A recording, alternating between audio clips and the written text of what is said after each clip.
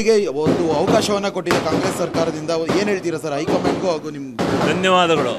ಪಕ್ಷದ ವರಿಷ್ಠರಿಗೆ, ಪಕ್ಷದ ವರಿಷ್ಠ ರಾಹುಲ್ ಗಾಂಧೀಜಿಯವರಿಗೆ, ಮತ್ತು ಖರ್ಗೆ ಅವರಿಗೆ, ಮತ್ತು ವೇಣುಗೋಪಾಲ್ ಅವರಿಗೆ, ಸುರ್ಜೇವಾಲಾ ಅವರಿಗೆ, ಮತ್ತು ನಮ್ಮ ರಾಜ್ಯದ ಅಧ್ಯಕ್ಷರು ಮತ್ತು ನಮ್ಮ ಮುಖ್ಯಮಂತ್ರಿಗಳಾದ ನಮ್ಮ DK ಶಿವಕುಮಾರ್ ಅವರಿಗೆ, ಮತ್ತು ನಮ್ಮ ಸಿದ್ದರಾಮಯ್ಯ ಅವರಿಗೆ, ನಮ್ಮ ಪಕ್ಷದ ಅಧ್ಯಕ್ಷರಿಗೆ ಎಲ್ಲರಿಗೂ ಧನ್ಯವಾದಗಳನ್ನು ಹೇಳ್ತೀನಿ. ಸರ್, ಇನ್ನು ರಾಜ್ಯದ ನಿಮ್ಮ ಕ್ಷೇತ್ರದ ಜನಗಳಿಗೆ ಈ ಮೂಲಕ ಏನು ನಮ್ಮ ಹೇಳ್ತೀರಾ? ಕ್ಷೇತ್ರದ ಜನಕ್ಕೆ ನಾನು ತುಂಬ ಹೃದಯದ ಧನ್ಯವಾದಗಳನ್ನು ನನ್ನನ್ನು 4 ಸಾರಿ ಗೆಲ್ಲಿಸಿ ಈ ಸ್ಥಾನಕ್ಕೆ ತಂದಂಥ ನನ್ನ ಕ್ಷೇತ್ರದ ಜನತೆಗೆ ನಾನು ತುಂಬಿದ ಧನ್ಯವಾದಗಳು. ಸರ್, ಈ ಒಂದು 2ನೇ ಹಂತದ ಪಟ್ಟಿನಲ್ಲಿ ನಿಮ್ಮ ಹೆಸರು ಬರುತ್ತೆ ಅನ್ನೋ ಒಂದು ಕನ್ಫರ್ಮೇಷನ್ ಇತ್ತ ಸರ್? ಇತ್ತಿತ್ತು ಸರ್, ಇದ್ರ ಜೊತೆಗೆ ಇನ್ನು ಯಾವುದಾದ್ರೂ ಒಂದು ಪೋರ್ಟ್ಫೋಲಿಯೋ ಇದೆ ಸಿಗಬೇಕು ಅನ್ನೋದೇನಾದರೂ ಇದೆಯಾ? ಏನಿಲ್ಲ, ಯಾವ್ದು ಕೊಡ್ತಾರೋ ಅದು ಮಾಡೋದು.